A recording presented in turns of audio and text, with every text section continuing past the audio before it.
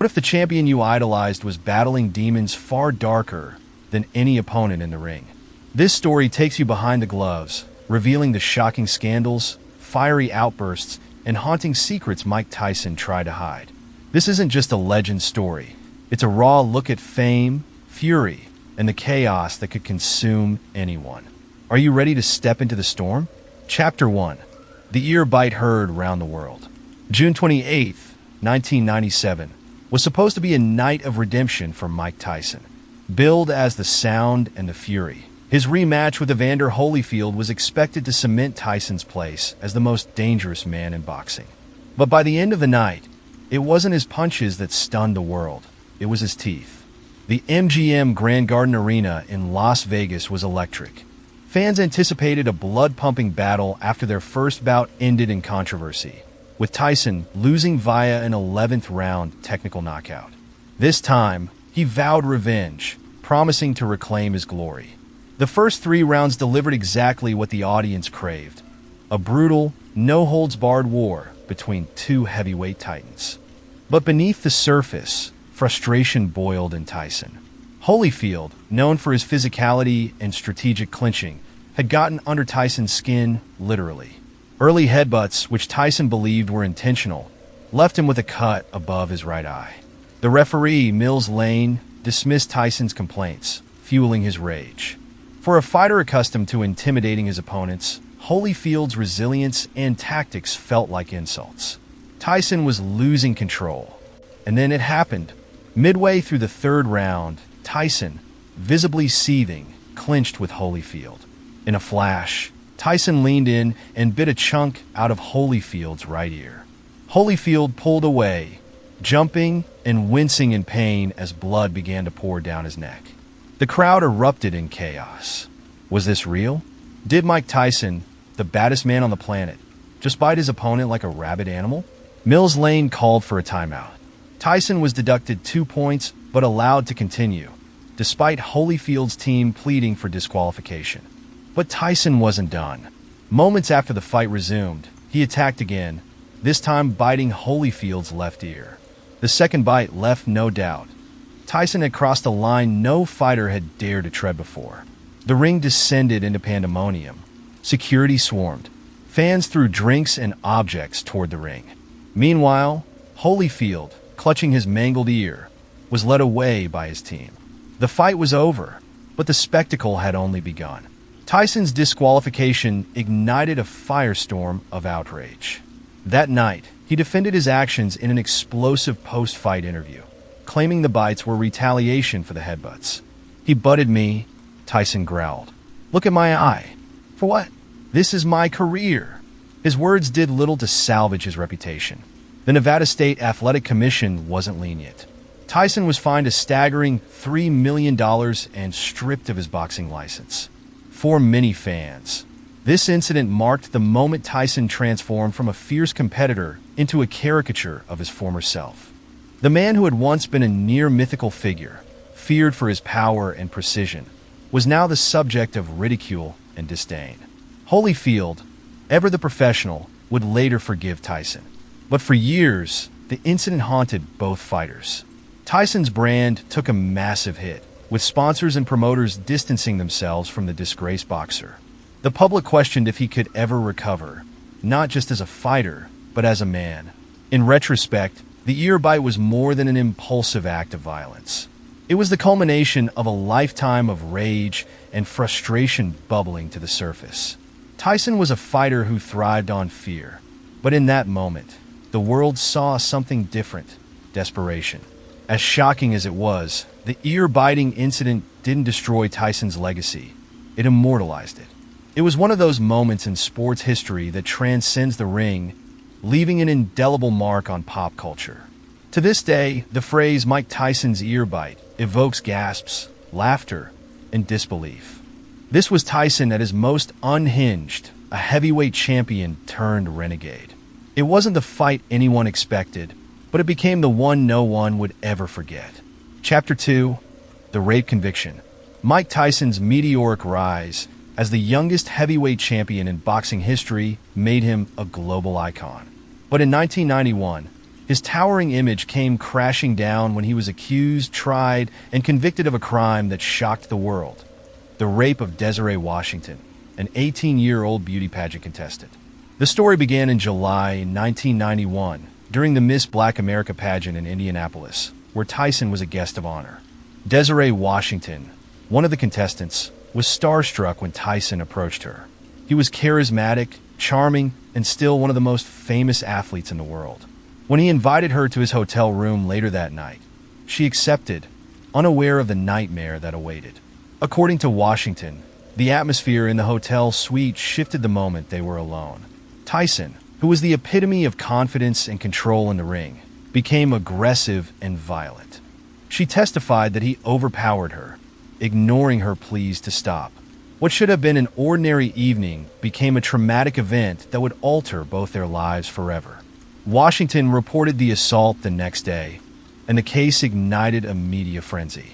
Tyson, then 25 years old, was no stranger to controversy. Known for his volatile temper and wild lifestyle, many wondered if his behavior outside the ring had finally caught up with him. In March 1992, Tyson's trial began.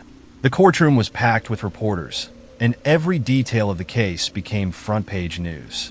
Tyson's defense team argued that the encounter was consensual, painting Washington as a woman seeking fame and money. They highlighted inconsistencies in her testimony, questioning why she hadn't immediately left the hotel or screamed for help. But the prosecution delivered a compelling case. Washington's calm and detailed recounting of the assault, corroborated by medical evidence and witness statements, painted Tyson as a predator who had abused his power. Prosecutor Greg Garrison called Tyson's behavior brutal and unforgivable, urging the jury to hold him accountable. The trial's defining moment came when Washington took the stand. Her composure and emotional testimony struck a chord with the jury, standing in stark contrast to Tyson's fiery outbursts and dismissive demeanor. When Tyson himself testified, his lack of remorse and combative attitude may have sealed his fate. After nearly 10 hours of deliberation, the jury returned a verdict: guilty on 1 count of rape and 2 counts of deviant sexual conduct. Tyson was sentenced to 6 years in prison, with 4 years of probation. As the judge delivered the sentence, the courtroom buzzed with disbelief. Mike Tyson, the indestructible Iron Mike, was now a convicted felon.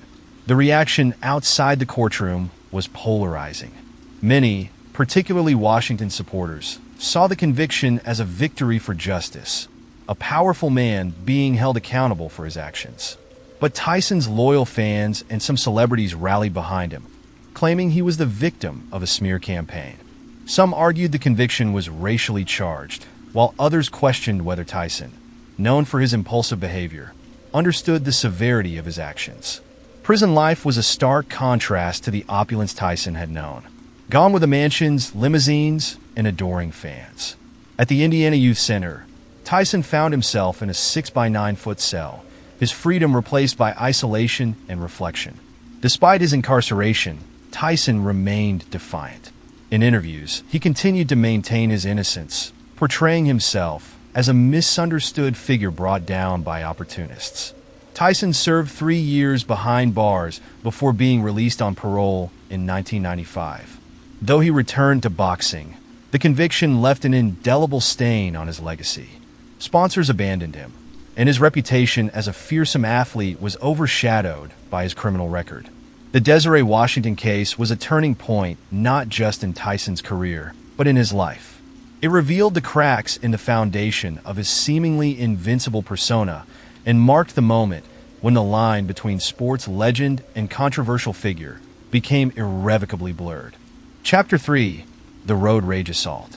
By the late 1990s, Mike Tyson's career was a roller coaster of highs and lows, but outside the ring, his temper was still infamous. That volatile rage erupted once again in 1998, not under the bright lights of a boxing match, but on the chaotic streets of Maryland.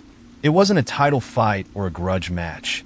It was a traffic altercation that ended with Tyson in handcuffs and the world shaking its head at yet another headline-grabbing incident. It all started on a sweltering August day in Gaithersburg, Maryland. Tyson, driving his green Mercedes, was running errands when the mundane frustrations of traffic boiled over. According to reports, a minor fender bender with two other motorists escalated into a confrontation that spiraled out of control. Tyson, already irritable, allegedly jumped out of his car, fists clenched and fury blazing in his eyes. The victims, two middle-aged men, surely had no idea what they were in for. When they stepped out of their vehicle to assess the damage, they found themselves face-to-face with the former heavyweight champion, a man whose punches had once leveled titans in the ring. Tyson, no stranger to physical dominance, let his rage take over. Witnesses later described the scene as terrifying. Without warning, Tyson allegedly threw punches, striking both men in a flurry of aggression that left them bruised and battered. As onlookers called 911, Tyson stood in the middle of the chaos, breathing heavily, his presence as intimidating as ever. When police arrived, Tyson didn't resist, but seemed unrepentant, as if the violence he'd just unleashed was simply another part of his reality. He was arrested on the spot, and the charges, assault and battery, were added to the long list of legal troubles that had shadowed him since his meteoric rise to fame. The media pounced on the story like vultures. Iron Mike had struck again, this time not in a sanctioned fight, but on the asphalt of suburban America. Headlines screamed about Tyson's uncontrollable rage, painting him as a man forever haunted by his demons. His detractors claimed the incident proved he was unfit for public life, while his dwindling base of loyal fans tried to justify the assault as a moment of provocation gone wrong. The victims, meanwhile, were quick to press charges, seeking justice against a man whose fame didn't shield him from the law. In court, Tyson faced the same challenge he always did outside the ring, his own uncontrollable temper.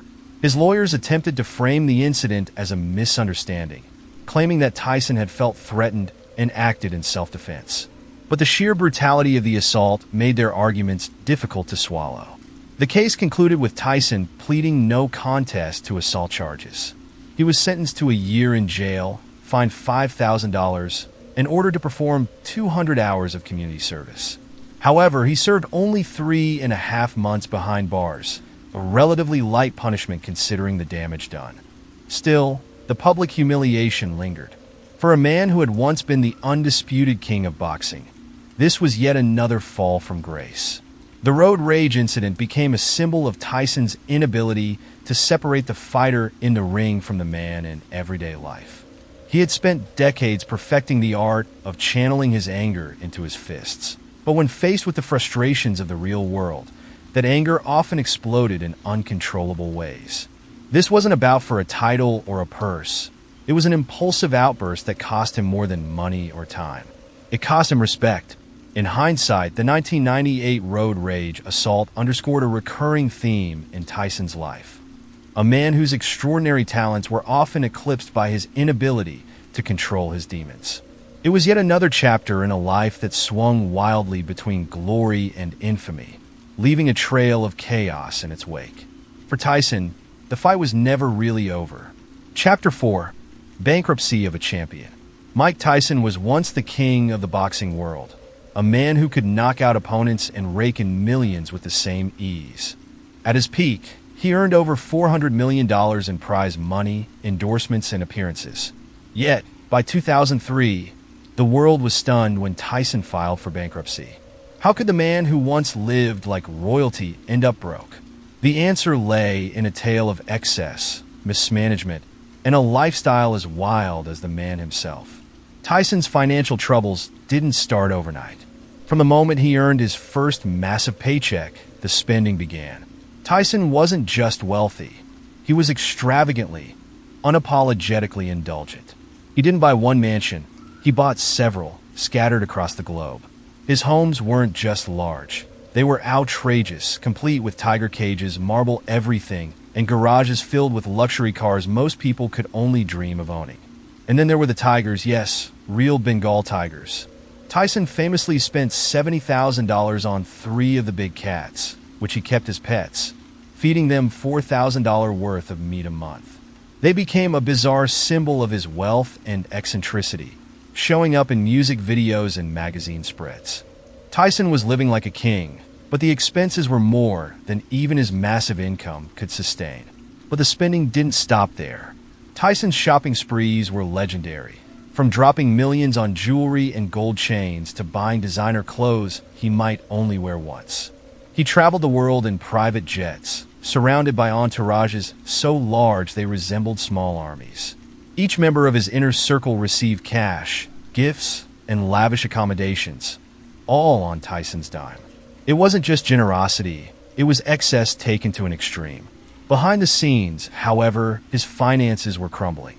Tyson's career earnings were bleeding away, thanks to a toxic combination of reckless spending, questionable investments, and unscrupulous advisors. Don King, his longtime promoter, was at the center of the chaos. King, who had already earned a reputation as a controversial figure in boxing, allegedly siphoned millions from Tyson through shady contracts and hidden fees. Tyson would later sue King, accusing him of stealing $100 million, but by then, the damage was done. The legal battles didn't help either. Tyson's tumultuous personal life led to costly divorces, child support payments, and lawsuits from creditors. Each fight outside the ring drained more money from his dwindling accounts. His infamous 1997 ear-biting incident cost him $3 million in fines and another $5 million in a settlement with Evander Holyfield. And then there were the back taxes, tens of millions owed to the IRS and other governments. By the early 2000s, Tyson's financial empire was in ruins. On July 2, 2003, he filed for Chapter 11 bankruptcy, citing $23 million in debt. The filing revealed a staggering list of expenses and creditors. Tyson owed money to everyone, from limousine services to jewelers, trainers, and the IRS.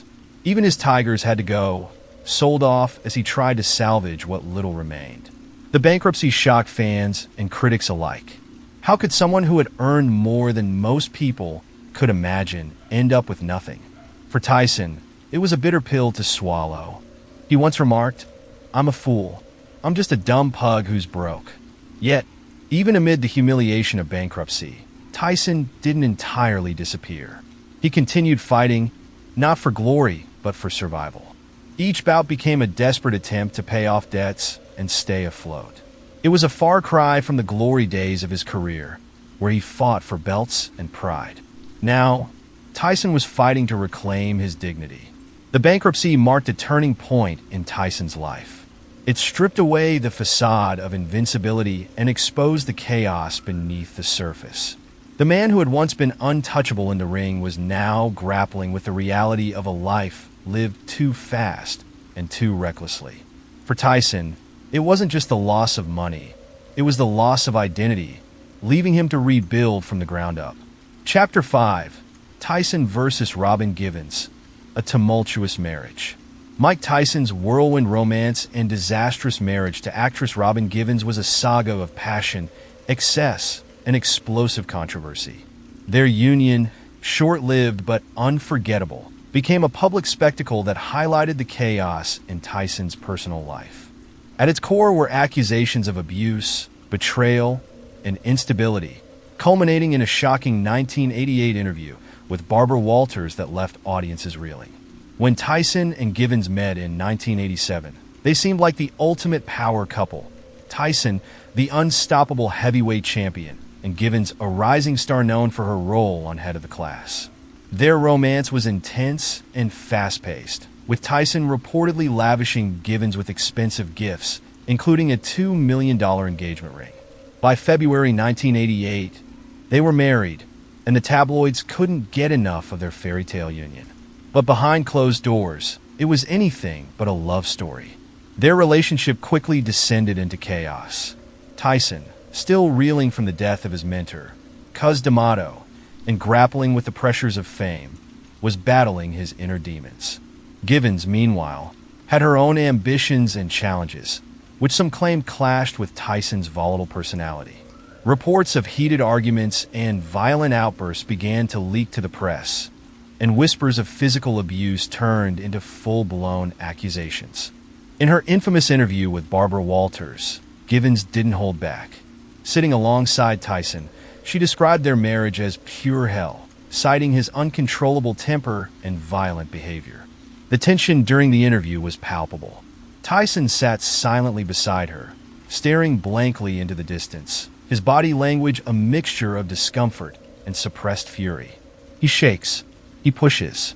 He swings," Givens said, her voice steady but charged with emotion.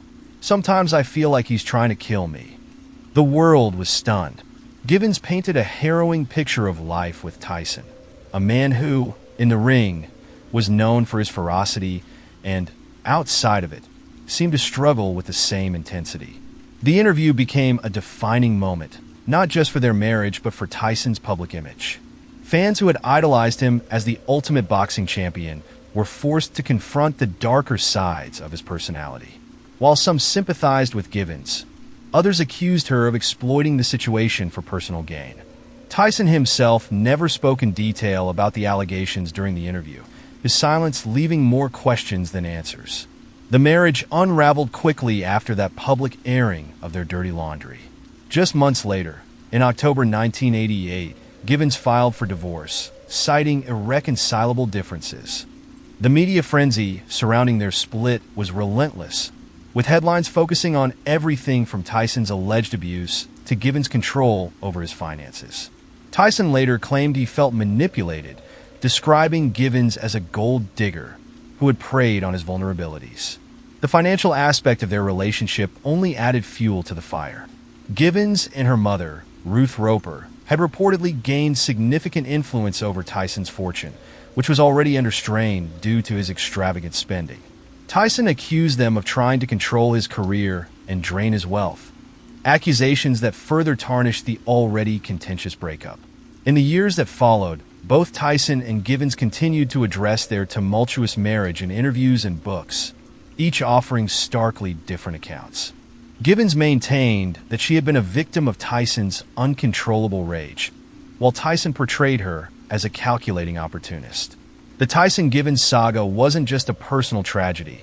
It was a media circus that exposed the cracks in Tyson's seemingly invincible exterior. For a man who dominated the boxing ring, his inability to manage the complexities of his personal life became painfully clear. Their marriage, though brief, left an indelible mark on Tyson's legacy, offering a glimpse of the chaos that often surrounded him outside the spotlight. The Barbara Walters interview remains one of the most shocking moments in Tyson's life, a snapshot of a relationship marked by love, violence, and betrayal. It was a moment when the world saw not just Iron Mike the fighter, but Mike Tyson the man, and the demons he could never fully escape. Chapter 6: Brawls Outside the Ring. For Mike Tyson, the fighting didn't stop when he left the boxing ring. His fiery temper, coupled with a life lived in the fast lane, led to a series of infamous altercations outside the world of professional sports. Tyson's public brawls became legendary, turning him into a magnet for chaos and controversy wherever he went: nightclubs, press conferences, or even the streets. One of Tyson's most infamous outbursts happened in 2002 during a press conference meant to promote his highly anticipated fight against Lennox Lewis. As Tyson walked onto the stage, cameras flashed and reporters shouted questions. Then, seemingly out of nowhere, Tyson charged across the stage at Lewis. The press conference descended into chaos as security and entourages rushed to separate the two fighters. In the melee, Tyson bit one of Lewis's bodyguards on the leg, drawing blood. The incident shocked fans and critics alike. Tyson, unrepentant, later declared, "I'm the best ever. I'll eat his children." The moment not only fueled the hype for their fight, but cemented Tyson's reputation as boxing's most unpredictable figure. Tyson's temper wasn't reserved for opponents. His explosive nature often erupted in public spaces. In 1988, just months after his turbulent marriage to Robin Givens ended, Tyson was involved in a scuffle with street fighter Mitch Green. The two had a long-standing feud dating back to their 1986 fight in the ring, where Tyson emerged victorious. But Green wasn't ready to let it go. The incident occurred outside a Harlem clothing store in the early hours of the morning. Accounts differ, but it's widely reported that Green confronted Tyson over unpaid money, hurling insults and daring him to fight. Tyson, unable to walk away, responded the only way he knew how, with his fists. The ensuing brawl left Green with a swollen eye and a fractured nose. Tyson, who famously admitted to punching Green in the face, shrugged off the incident as just another night in his chaotic life. Green, however, filed a lawsuit, adding legal drama to the physical altercation. But not all of Tyson's brawls were physical. In 1999, Tyson found himself in a shouting match with an overzealous fan at a Los Angeles nightclub. The fan, reportedly intoxicated, attempted to provoke Tyson by taunting him about his 1996 loss to Evander Holyfield. Tyson, who was known for his short fuse, snapped. Though the confrontation didn't turn physical, witnesses said Tyson's verbal lashing was so intimidating that the fan immediately backed down, leaving the club visibly shaken. The intensity of Tyson's life outside the ring wasn't limited to these high-profile incidents. Friends and associates often found themselves walking on eggshells around him, knowing that one wrong word or action could set off his infamous temper. Tyson's explosiveness was a double-edged sword. On one hand, it made him a captivating figure, the kind of personality who could sell out arenas. On the other, it alienated those closest to him and kept his name in headlines for all the wrong reasons. For Tyson, the line between professional fighter and public figure was always blurred. He lived his life with the same aggression he brought into the ring, never backing down from a challenge or an insult. But while his in-ring brawls were celebrated, his out-of-ring confrontations painted a more troubling picture. They revealed a man constantly battling his own demons, someone who couldn't always distinguish a fight worth having from one that could have been avoided. By the time his career began to wind down, Tyson's reputation as a brawler outside the ring was nearly as famous as his boxing accolades. These altercations, from the press conference fiasco to the street fights, weren't just footnotes in his life. They were defining moments that showed the world the raw, unfiltered side of Mike Tyson.